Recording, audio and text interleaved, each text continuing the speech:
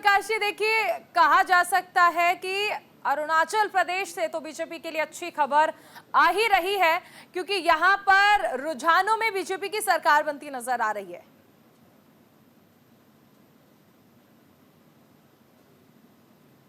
देखिए, अभी तक जो चुनाव आयोग के जो डेटा है उसके मुताबिक 58 सीटों के रुझान आ रहे हैं और उसमें 12 सीटें ऑलरेडी बीजेपी जीत चुकी है और 33 पर आगे चल रही है। कुल मिलाकर उसे 45, जो 60 सीटों वाली विधानसभा है अरुणाचल प्रदेश की, उसमें से 45 सीटों पर जीतना उसका तय माना जा रहा है। जो 33 सीटों पे आगे चल रही है बीजेपी, उसमें भी उसने अच्छी खासी बढ़त बनाई हुई है। तो ऐसे में बीजेपी की वापसी वहां तय है और बीजेपी भारी बहुमत के साथ वहां फिर से एक बार सरकार बना रही है। दूसरी तरफ अगर सिक्किम की बात करें तो सिक्किम में जो सिक्किम क्रांतिकारी मोर्चा है वो क्लीन स्वीप कर रहा है। लगभग 32 सीटों में से वो 31 सीटों पर आगे बढ़ रही है और माना जा रहा है कि क्लीन स्वीप करेगी। तो ये देखिए, पूरा ये नॉर्थ ईस्ट में बीजेपी ने जिस तरह से अपनी पकड़ बनाई हुई है, पिछले चुनाव में भी जिस तरह से बीजेपी ने यहाँ 9 जो हमारे जो असम को लेकर और बाकी जो हमारे पूर्वोत्तर के राज्य हैं वहां बीजेपी या तो गठबंधन में है या जो है वो उसकी अपनी सरकार है। तो बीजेपी ने जो जिस तरह से इस बार के चुनाव में जो प्रदर्शन किया है, आपने कल ही सारे चैनलों के एग्जिट पोल देखा, हमने भी न्यूज इंडिया ने भी जो एग्जिट पोल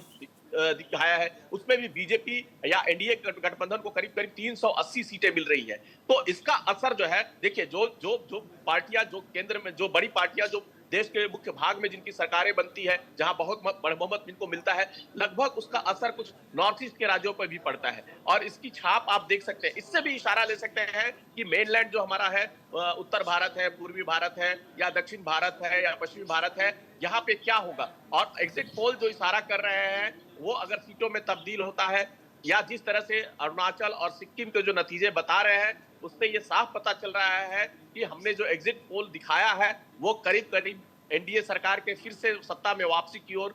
इशारा कर रहा है, फिर से एनडीए सरकार बनती दिख रही है। तो ये देखिए ये क्यों हो रहा है ऐसा। देखिए, पिछली सरकार में आपको 2014 से ही जब मोदी सरकार सत्ता में आई थी तब से ही नॉर्थ ईस्ट एक फोकस स्टेट हो गया था। रेलवे का विकास हो, सड़कों का विकास हो, जलमार्गों का विकास हो या पुल बनाना हो या बड़े बड़े जो प्रोजेक्ट्स हो, ये स्टार्टअप के वो लगाने हो या ट्रेनिंग सेंटर खोलने हो या रोजगार के जो अवसर पैदा करने हो, नॉर्थ ईस्ट पे मोदी सरकार का 2014 के कार्यकाल में और उसके बाद 2019 से के बाद दूसरा जो कार्यकाल हुआ था उसमें भी उनका वो फोकस स्टेट रहा है नॉर्थ ईस्ट। चाहे असम हो, मणिपुर हो, मेघालय हो, अरुणाचल प्रदेश हो, सिक्किम हो, त्रिपुरा हो, इन सभी स्टेट्स में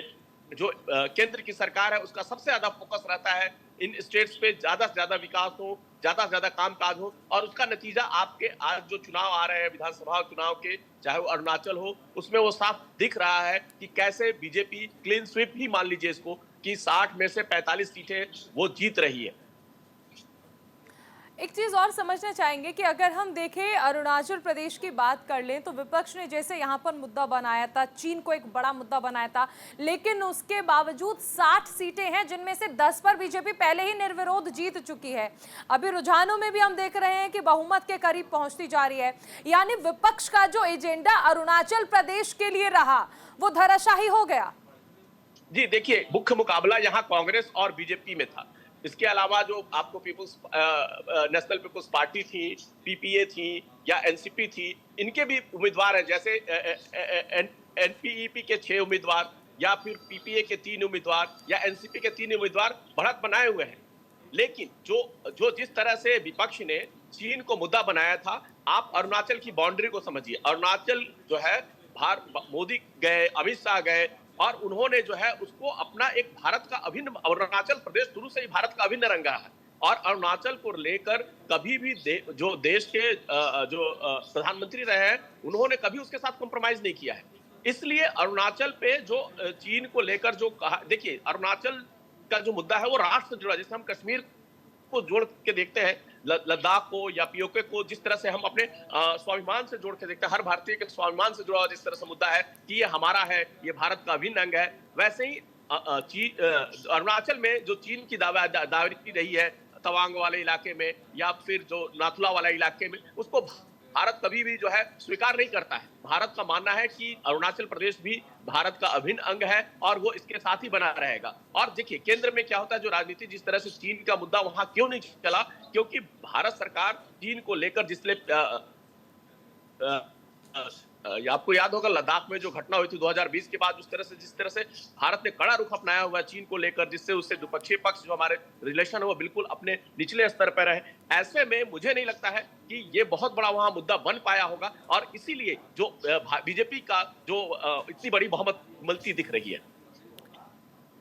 अगर हम सिक्किम की बात कर लें तो सिक्किम क्रांतिकारी मोर्चा जिस तरह से 32 विधानसभा सीटें हैं, लेकिन उसके बावजूद हम देख रहे हैं कि एक बार फिर से यहाँ पर भी जो रुझान आ रहे हैं उसमें सरकार रिपीट होती नजर आ रही है। एसकेएम एक बार फिर से सरकार बनाती यहाँ पर नजर आ रही है। तो क्या मान लिया जाए कि इस बार के चुनावों में एक अच्छी बढ़त जो है वो मौजूदा सरकार की ओर से देखने को मिल रही है? देखिए सिक्किम में क्या है, प्रेम सिंह तमांग जो है उनकी जो एसकेएम सिक्किम क्रांतिकारी मोर्चा पार्टी जो है उसने पिछले बार भी काफी अच्छा काम किया। देखिए सिक्किम को हम क्या कहते हैं, सिक्किम हमारा जो है वो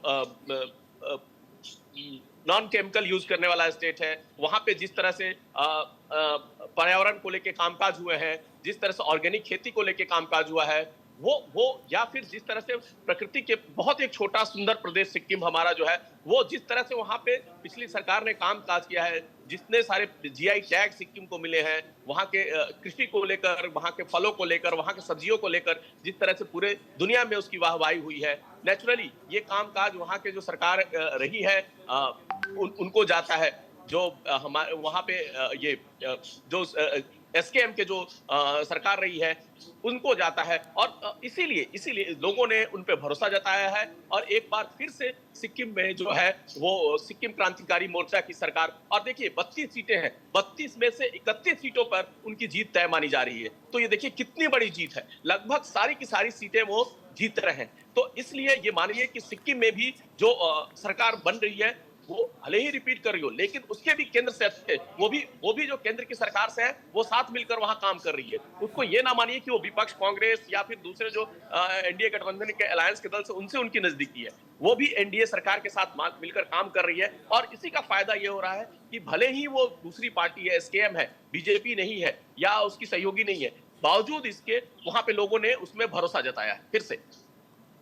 बिल्कुल, बहुत शुक्रिया ओम प्रकाश जी हमारे साथ जुड़ने के लिए।